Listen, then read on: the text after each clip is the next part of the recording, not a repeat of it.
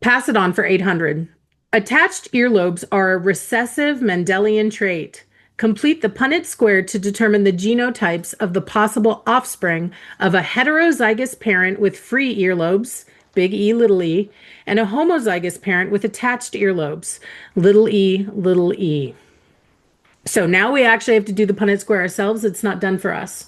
Okay, so let's practice. So the first thing that I like doing is, now this is just extra because I like to be really organized with my work so students know where I'm coming from. So I'm going to just lead you through a few questions here. So what's the Mendelian trait that we're looking at in this case?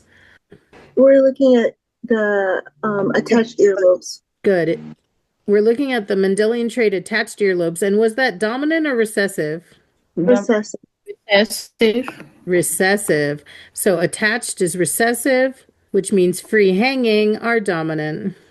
And you don't have to know this exact language necessarily, but they called it free earlobes. Now, we got the parent organism one.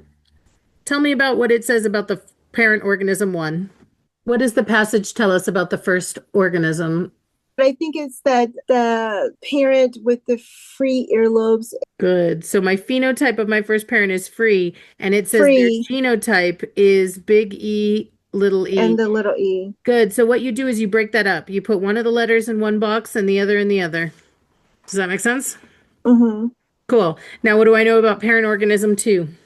It's homogeneous. The parent has attached earlobes, little e, little e.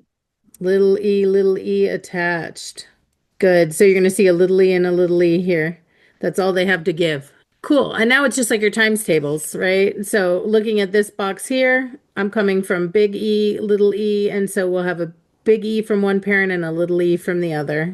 Okay, how about the next box here? Two little e's. Two little e's. Gorgeous. How about this bottom left? Big E, little e. Good. And then bottom right?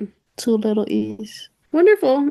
So what are the genotypes of the possible offspring of a heterozygous parent with a homozygous parent then?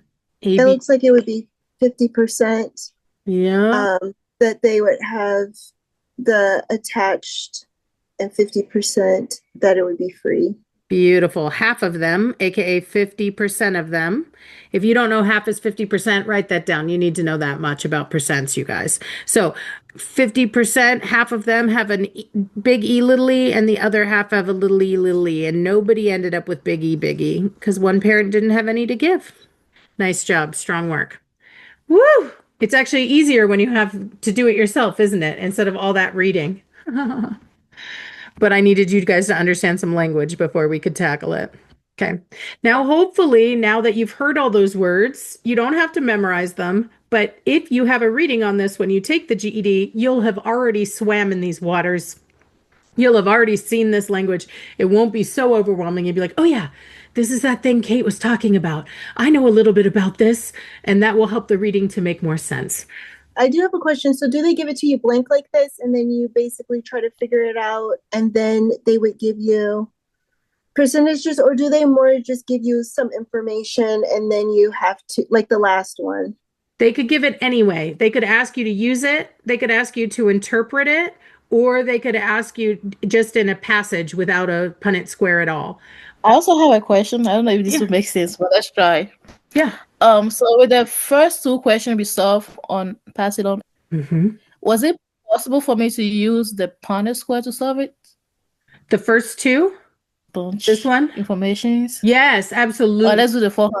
If you like, yeah, I think that was the Punnett square, you totally could have used the Punnett square and it would have probably made it easier. Anytime you're trying to figure out what might happen with the offspring and the genes versus the genotypes versus the phenotypes, a Punnett square can be super helpful.